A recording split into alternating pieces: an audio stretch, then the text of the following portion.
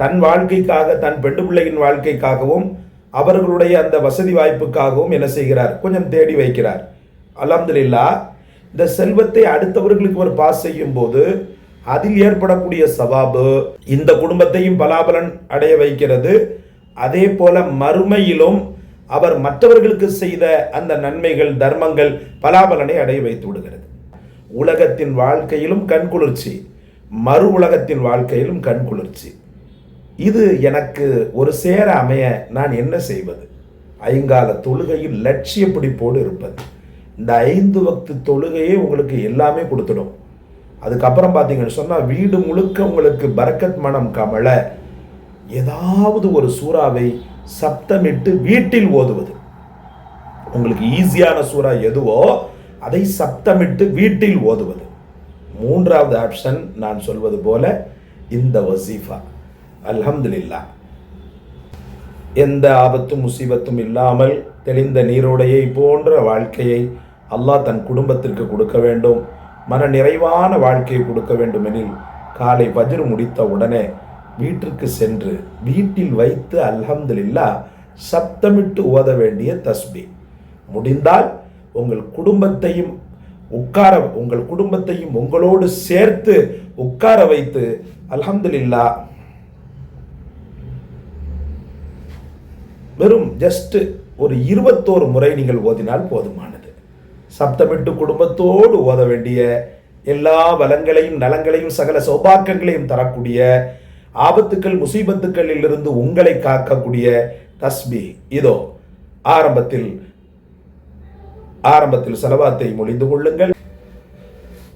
கண்ணியத்திற்கும் பேரன்பிற்கும் உரிய எல்லாம் வல்ல அல்லாஹ்வின் நல்லடியார்களே, அல்லாஹ் ரப்புல் ஆலமீன் இந்த உலகத்தின் வாழ்க்கையில் மிகச்சிறந்த ஒரு வெகுமதியை, மிகச்சிறந்த பரக்கத்தை வருமானத்திலும் தர வேண்டும், வீட்டிலும் தர வேண்டும், சொத்து சுகங்களிலும் தர வேண்டும், உறவுகளிலும் தர வேண்டும்.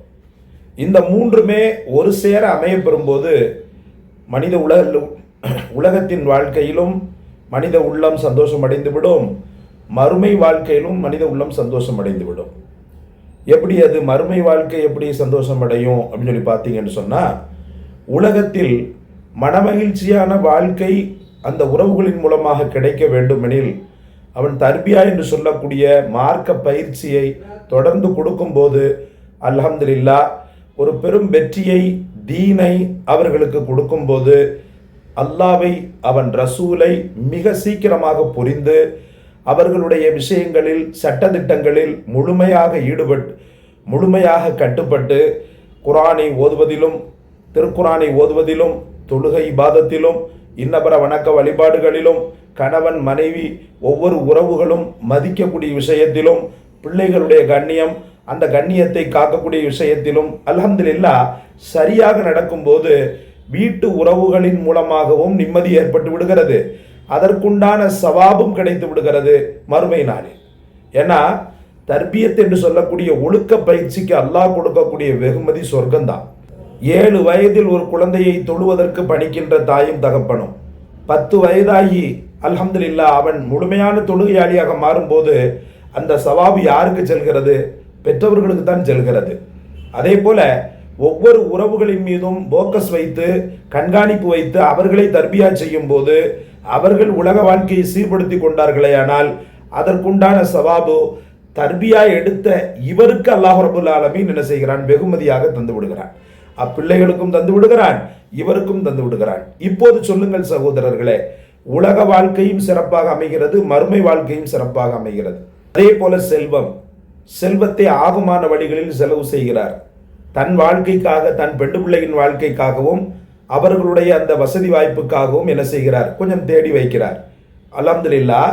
இந்த செல்வத்தை அடுத்தவர்களுக்கு ஒரு பாஸ் செய்யும் போது அதில் ஏற்படக்கூடிய சவாபு இந்த குடும்பத்தையும் பலாபலன் அடைய வைக்கிறது. அதே போல மறுமையிலும் அவர் மற்றவர்களுக்கு செய்த அந்த நன்மைகள், தர்மங்கள் பலாபலனை அடைய வைத்து விடுகிறது. இப்போது நீங்கள் புரிந்து கொண்டீர்களா? உலகத்தின் வாழ்க்கையிலும் கண்குளிர்ச்சி, மறு உலகத்தின் வாழ்க்கையிலும் கண்குளிர்ச்சி. இது எனக்கு ஒரு சேர அமைய நான் என்ன செய்வது? ஐங்கால தொழுகையில் லட்சிய பிடிப்போடு இருப்பது. இந்த 5 வக்து தொழுகையே உங்களுக்கு எல்லாமே கொடுத்துடும். அதுக்கப்புறம் பார்த்தீங்கன்னு சொன்னால் வீடு முழுக்க உங்களுக்கு பரக்கத் மனம் கமல ஏதாவது ஒரு சூறாவை சப்தமிட்டு வீட்டில் ஓதுவது.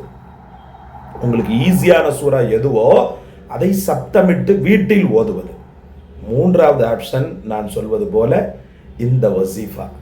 அல்ஹம்துலில்லாஹ், எந்த ஆபத்தும் முசீபத்தும் இல்லாமல் தெளிந்த நீரோடையை போன்ற வாழ்க்கையை அல்லாஹ் தன் குடும்பத்திற்கு கொடுக்க வேண்டும். மன நிறைவான வாழ்க்கையை கொடுக்க வேண்டும் எனில் காலை ஃபஜ்ர் முடித்த உடனே வீட்டிற்கு சென்று வீட்டில் வைத்து அல்ஹம்துலில்லாஹ் சப்தமிட்டு ஓத வேண்டிய தஸ்பீ. முடிந்தால் உங்கள் குடும்பத்தையும் உங்களோடு சேர்த்து உட்கார வைத்து அல்ஹம்துலில்லாஹ் ஜஸ்ட் ஒரு 21 முறை நீங்கள் ஓதினால் போதுமானது. சப்தமிட்டு குடும்பத்தோடு ஓத வேண்டிய எல்லா வளங்களையும் நலங்களையும் சகல சௌபாக்கியங்களையும் தரக்கூடிய ஆபத்துக்கள் முசீபத்துக்களில் இருந்து உங்களை காக்கக்கூடிய தஸ்பீ இதோ. ஆரம்பத்தில் ஸலவாத்தை மொழிந்து கொள்ளுங்கள். ஸலவாத்தை மொழிந்துவிட்டு பிஸ்மில்லாஹி அலா நஃப்ஸி வ அஹ்லி வ மாலி, திரும்பவும் சொல்கிறேன், பிஸ்மில்லாஹி அலா நஃப்ஸி வ அஹ்லி வ மாலி, திரும்பவும் சொல்கிறேன், பிஸ்மில்லாஹி அலா நஃப்ஸி வ அஹ்லி வ மாலி. முடித்திருக்கேன். அல்ஹம்துலில்லாஹ். இந்த தஸ்பீஹை பெருமானார் ஸல்லல்லாஹு அலைஹி வஸல்லம் கற்றுத் தந்தாங்க. ஒரு சஹாபி வந்து சொல்வார், எனக்கு ஆபத்தும் முசீபத்தும் என் குடும்பத்தை ஏதாவது செய்து விடுமோ என்று நான் பயப்படுகிறேன். அந்த அளவுக்கு ஒரு பயமா எதிரிகள் அவர் அச்சுறுத்தி கொண்டே இருந்தாங்க. அதனால் அவர் பயந்து கேட்டிருக்கலாம். உடனே பெருமானார் ஸல்லல்லாஹு அலைஹி வஸல்லம் இந்த தஸ்பீஹை கற்றுக் கொடுத்தாங்க. அர்த்தத்தை பாருங்களேன்.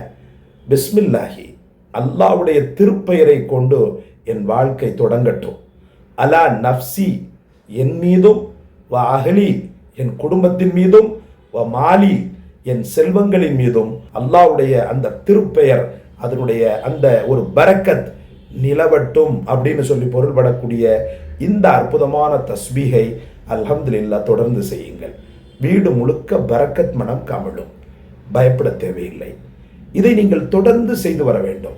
எந்த உலகத்திற்கு சென்றாலும் காலை நேரத்தில் இந்த தஸ்பீஹில் உங்களுடைய காலை பொழுது ஆரம்பமாக வேண்டும். அப்படி நீங்கள் ஆரம்பமாக்கும் போது எந்த கஷ்டமும் உங்களை தொடாது, எந்த கவலையும் தொடாது.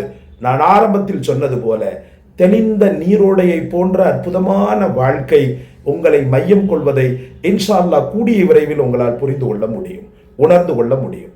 இந்த காணொளி உங்களுக்கு பிடிச்சிருக்குன்னு நினைக்கிறேன். லைக் பண்ணுங்க, ஷேர் பண்ணுங்க, சப்ஸ்கிரைப் பண்ணுங்க. எல்லாவற்றை விட மேலாக இந்த வசீஃபாவை கண்டெடுத்து தங்களுக்கு சொன்ன எமக்காக துவா செய்யுங்க. ஜஸாக் அல்லாஹ். அஸ்ஸலாமு அலைக்கும் வரஹ்மத்துல்லாஹ்.